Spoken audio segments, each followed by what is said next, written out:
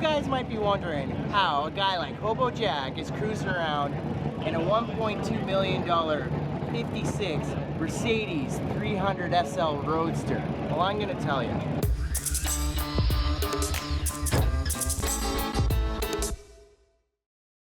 It's a replica, dumbass.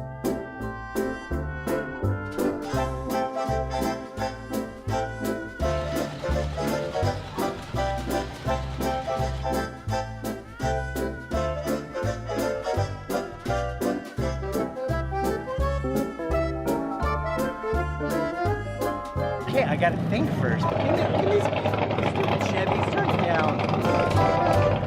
Parking lot hero. Hi, my name is Stefan, aka Blackjack. Today, I'm going to talk about.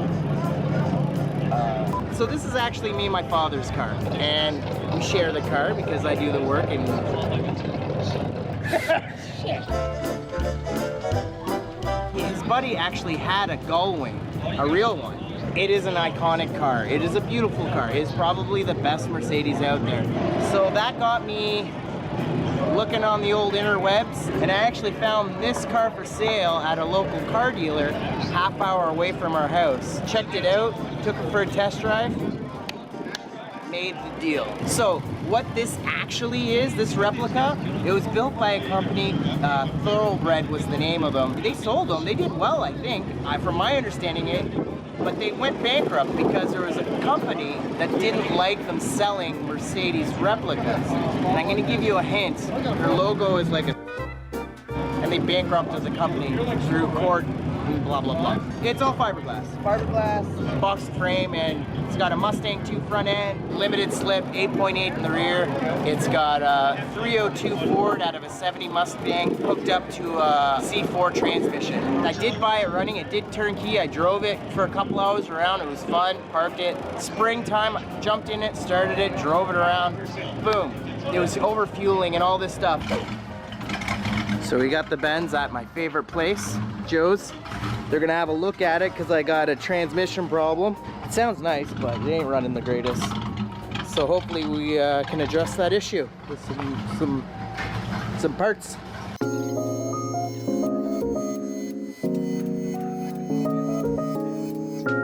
So we're gonna check out underneath. This car's sat for like 10 years and hasn't moved very much. So we've got a bunch of leaks. Transmission leaks, pretty bad. Looks like the rear diff is leaking as well. Ooh, that's not good. So it's, we got a fluid leak as well. So we're gonna pull this off, check the band, see if there's anything stupid obvious in there. There's a bit of schmoo in there.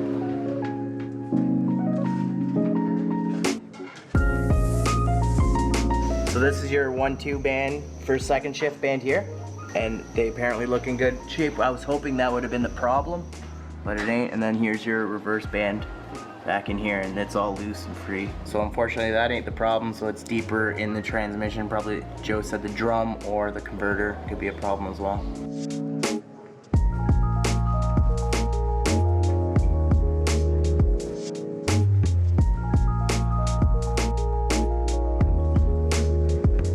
So we just cut the Crossmember for that holds the trans up. It was a big X and it was a big pain in the butt, and it's pretty heavy there, the other pieces.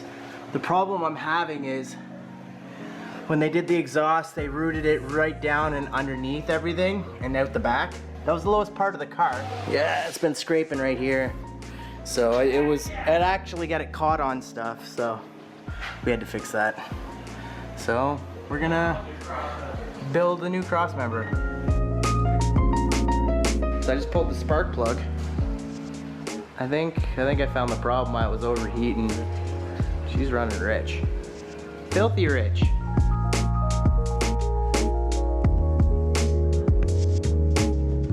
Sweet. So we got some Holley EFI. So we're just getting ready to put in the EFI distributor, the Hyperspark. I had to do a little bit of prep. So I pulled all the spark plugs out of the holes so I could turn over the engine easily. On this particular engine, you can see the timing marks. Can you see the timing marks? Oh, yeah, I got a light. The timing mark's down in there, so we put the #1 cylinder, which is on the passenger side, which we figured it out. On the compression stroke, that distributor is on #1. So I just put a mark right down here just to kind of keep tabs of that. It doesn't really matter, I don't think, but I just did a mark anyway for fun. Okay, so I got the Hall heat distributor. I'm pulling out the old one with the vacuum advance. So there's the old one, and then there's our new one. Now we're gonna put some lube on the gear because that's what it told me to do.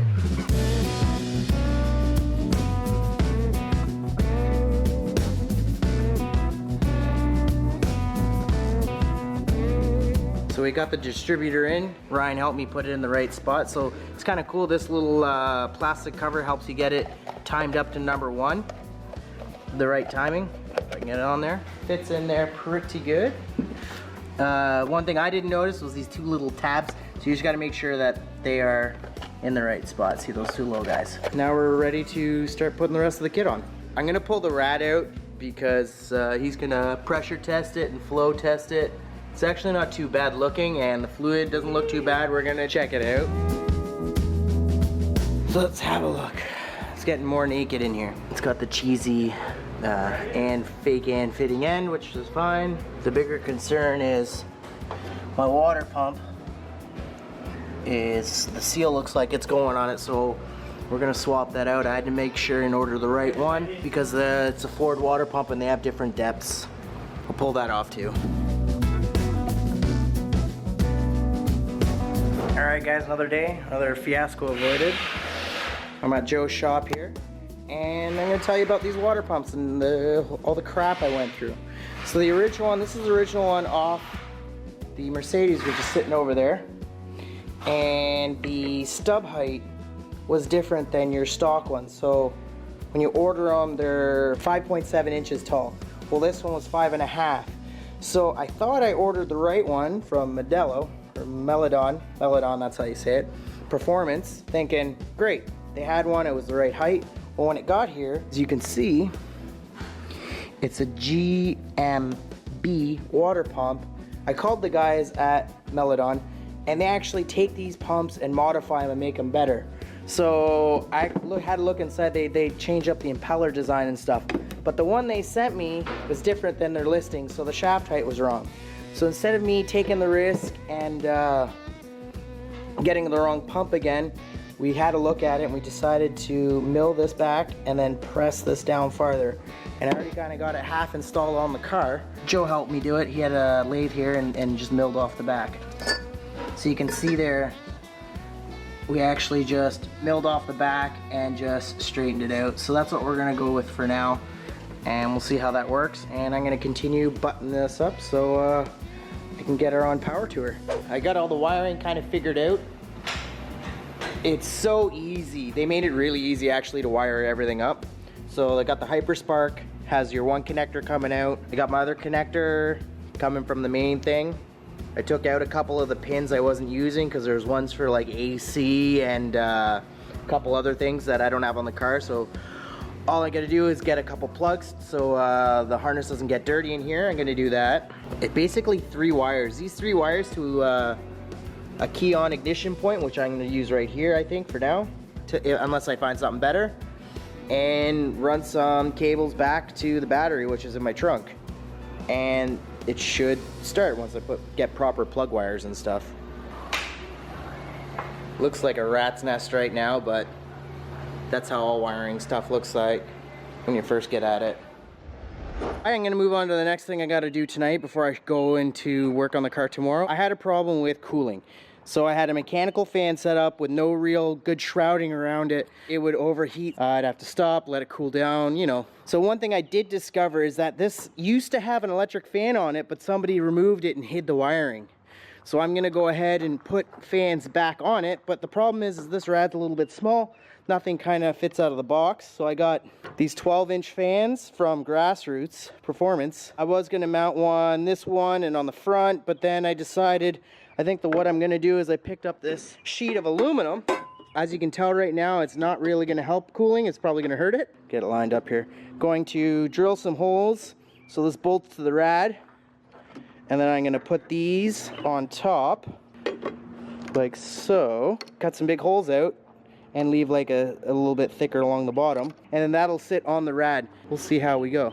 It was cheaper to buy it by flat bar than just to buy a piece of sheet and cut it out. So this is 1/4 inch flat bar. And when I'm ready, actually I'm gonna there's little tabs that mount to here, and I'll probably just rivet them, but we'll see how it goes. You okay, Finnegan? He was just about hacking up a hairball there. As you can tell, this is the area I'm gonna cut out. That gives me enough meat on the outside, I think, on the outer edges, and across the middle to support the fan. So that's how I'm thinking right now. I can always cut more, I can't cut less, so I'm gonna start with this. So I've made one so far, a really crappy stop sign. I gotta smooth out the radius and stuff, but that's kind of the shape we're going for.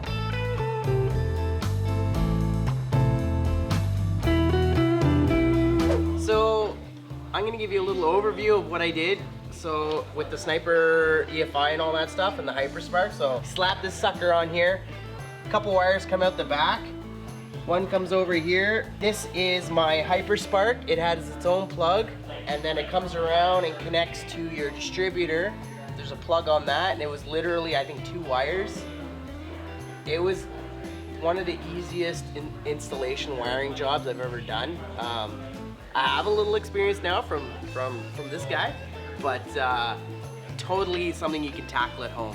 The Holley EFI can control fans. I decided to go with 2 fans, so it has the control for 2 fans, and I wired those up.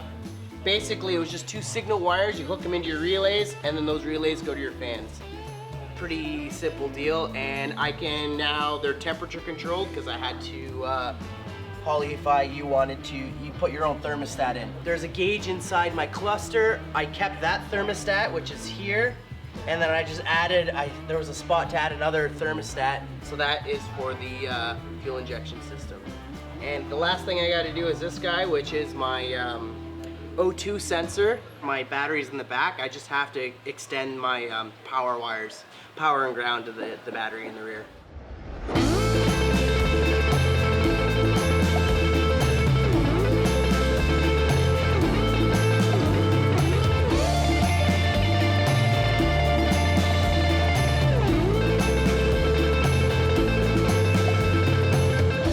So this is my old Crossmember, and I cut it and plated it.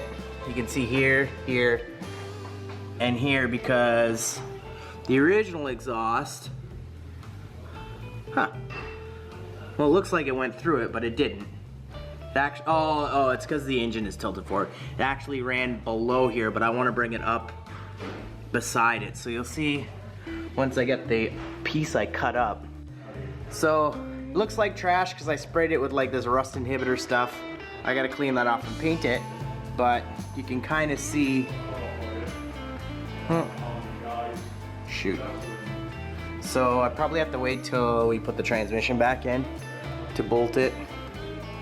Then I can weld it all in here and finish it off. And I got rid of this piece here because I don't think I needed it. But if I need it, we can always put it back in. We put the transmission back in to line up the bolts so everything's kind of in line. And I'm gonna pull this out now and finish welding it up.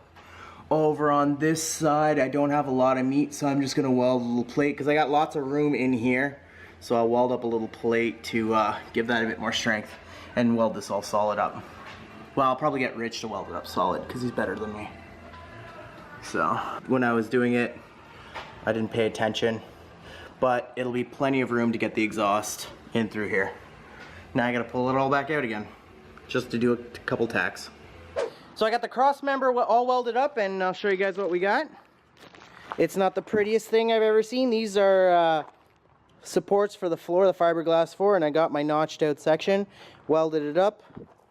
Look at those beautiful welds. I'm just gonna spray, I have that crud cutter rust remover stuff. I'm just gonna spray it on there to get rid of the surface rust and paint it up and hopefully get it in the car in the next day or so.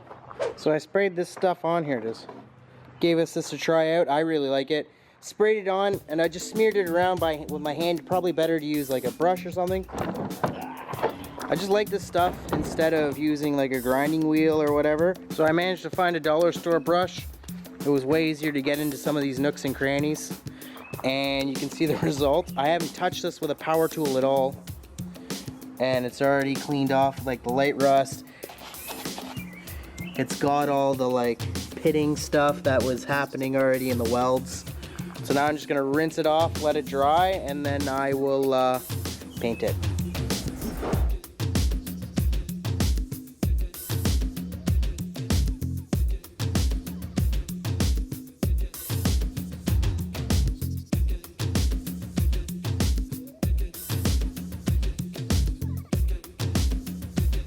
So we've got the gas tank out. I'm gonna spray paint that while it's out. And another thing we noticed is that there's something weird in there. So I'm gonna have to pull that, whatever the heck that is. So I've got the return line installed. It was pretty easy. You just drilled like a 1/2 inch 9/16 hole. A washer like this goes on the inside with a flat nut, and then your tube extension tube goes down. If I was gonna do it again, I'd actually even move it closer because it was kind of hard to get in and tighten all the nuts. If it was any farther, I would have had a real hard time. So keep that in mind if you're installing a return line into your tank. Try and get it as close to the opening or where you can get at it as easy as possible. So we're gonna put this back in now.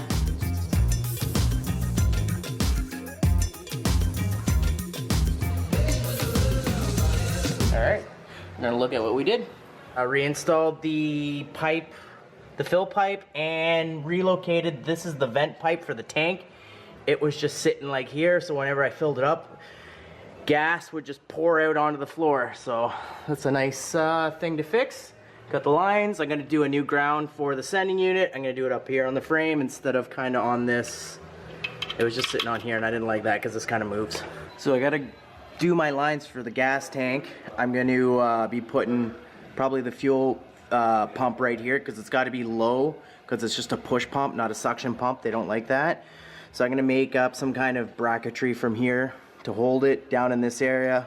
I got to fit the filter in as well. It can be out this little bit, but I got to be careful because my exhaust is going to come through here too. So that's something I got to figure out and make sure it doesn't interrupt in the way. Whoop.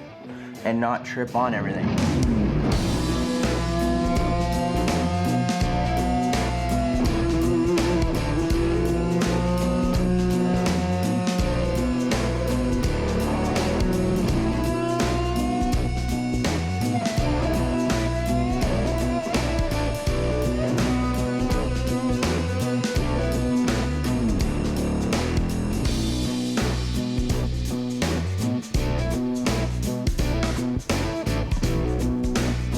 What I've got so far is I've got my transmission cooler in.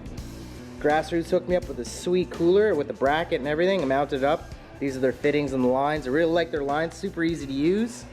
I've got my block of wood installed and everything else. I've got my wiring all done. I just have to hook up my spark plug wires. And another thing I hate is a stupid orange line. It is kinked here, but I think it'll be good enough. We'll see if that's a problem later. Show you guys underneath what I've done so far. Here's the tranny cooler from the bottom. I've got my lines wrapped around here. Underneath my rad, secured nicely with lots of rivets and nice clamps, so you can see here. So I'm waiting to put the trans in so then I can probably attach these to the side of the transmission and they go in right here. I got two 90-degree fittings with adapters. That plate worked out perfectly. Lots of rivets again. I know the lighting is really bad, but here's my fuel system coming in, so out of the tank through the pump. I got my filter, secondary filter up here, and my lines come up across along the top here and along the upper part of the trans tunnel by my shifter underneath, and then up the firewall and into the unit. So hopefully those are nice and tucked up out of the way. I won't have any problems. They don't vibrate. I went through, secured all my brake lines again. A couple of those weren't done nicely. Here's my overly done cross member. If I had to do it again, I would do it completely different. I'm probably gonna take this out and make a whole new one. I hate how it's actually the most dangerous part of the car. They only have, whoever did this did flat bar, welded it in a couple spots, and then bolted this down through the top, which is pretty dangerous. They should have bolted it directly through this thick part and tied it across this way instead of bolting it down that way. It'll work for now, it'll be good for power tour, but that's something, that is my biggest concern on the car. The last bit of my wiring is right here. I just gotta put my batteries right here in the trunk. So I just gotta put some ends on these and pop it through, and the Holley system is all wired up. I should be able to fire it. Just gotta put that transmission in, test it out, and go on power tour.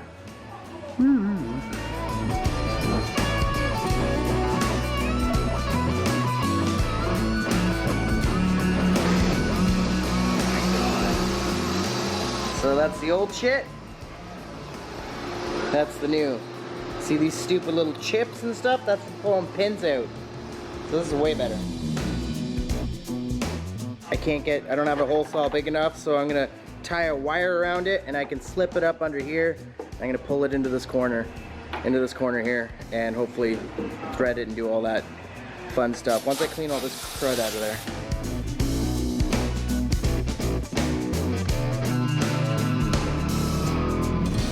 So I'm gonna throw some caulking on it. I probably don't need to, but I'm gonna do it anyway. And I'm gonna put a little bit of thread lock on it. And there we go.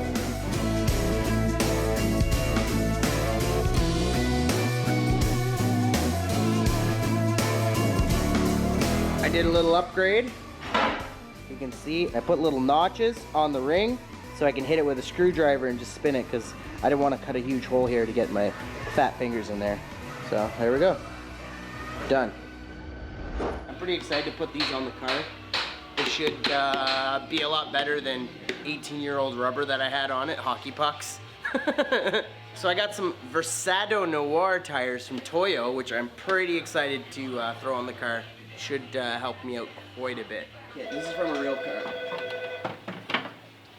So, like, I guess, I don't know, we'll have to see how I have to modify this. I'm probably not gonna have time before power tour to get this to fit properly. Not the way I want anyway, so. But it looks nice. It's almost like I have to trim in here. Like retrim that, which is not out of the question. All that I have really left to do is run my fuel line and just connect wires to the battery, and that's it. It'll run. And fix the exhaust. And put the tires on. And make sure it has all the fluids and stuff. Oh, and change the spark plugs. I got those. And put new spark plugs in because they're trash. Oh, and reroute this wire because it like melted from the old thing. And yeah, then we're good.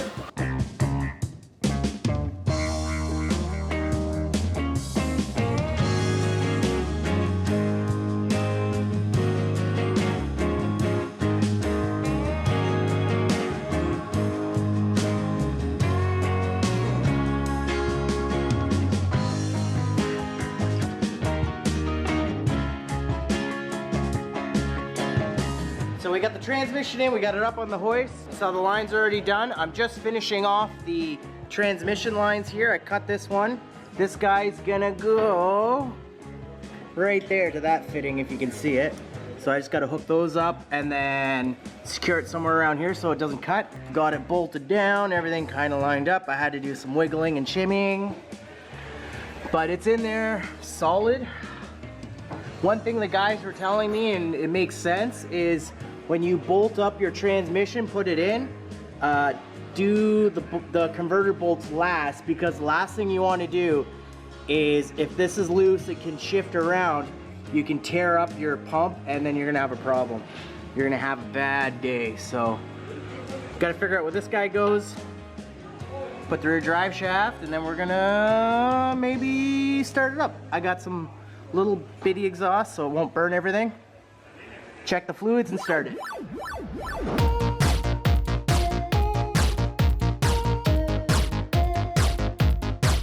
So putting in the training, I kind of forgot one important thing. The guys at the shop were nice enough to kindly point it out to me. What do you think I forgot? The dipstick. So lucky for me, it's an easy straight shot in. I just got to remove one of those bell housing bolts again and bolt this guy in. I could paint it, but I'm not gonna because time's ticking. Anyway, continue on with the onslaught.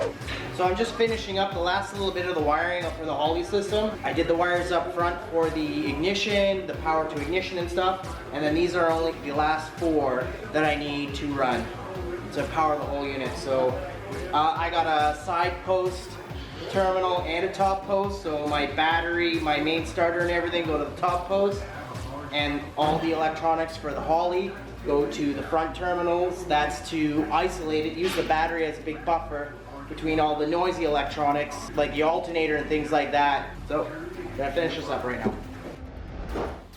Okay, just double checking my lower rad hose before he dumps it all in.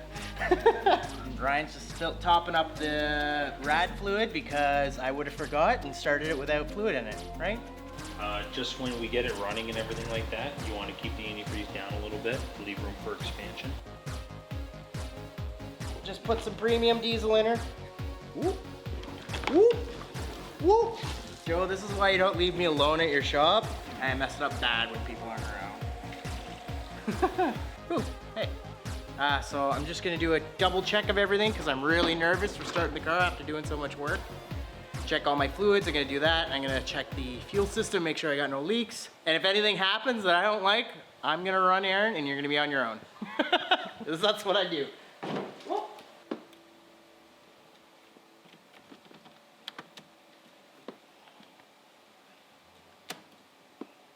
That's good. It did something.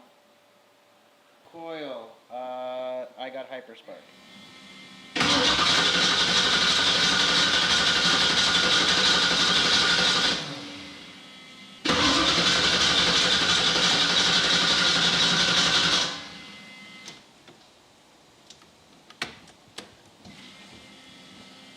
Go.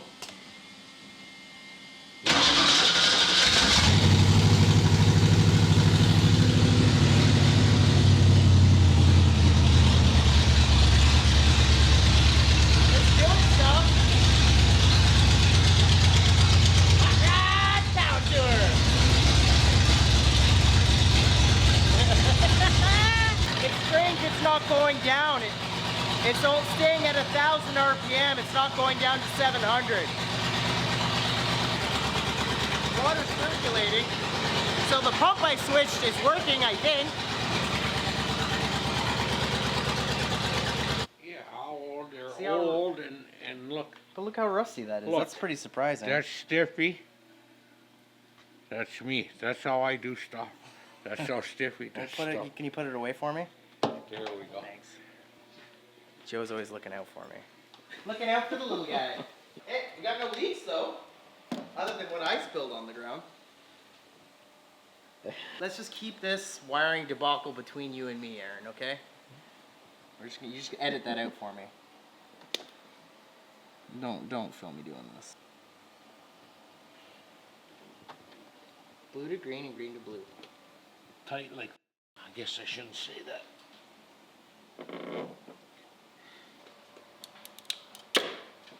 There we go. Guys, it's official. We're starting power tour.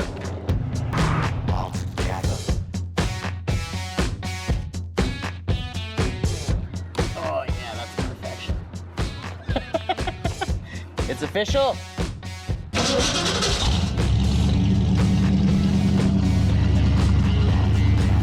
2019 power tour, here we come.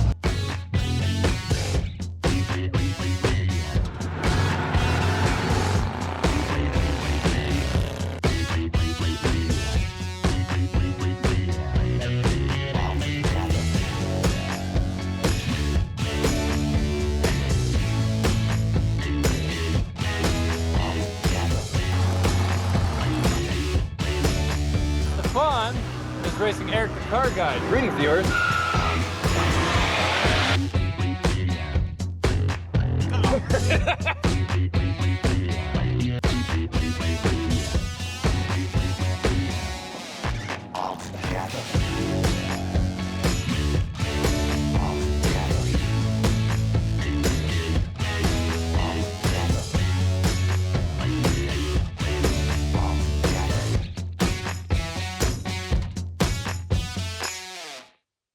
everyone pulled into here with working cars.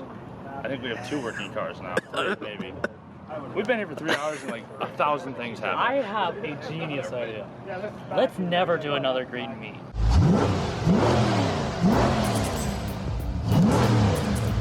Still needs to, she hasn't run for a bit, she still needs to clean herself out, but we're good to go. Day 2, mother trucker, and I'm on a magnet. Power turn!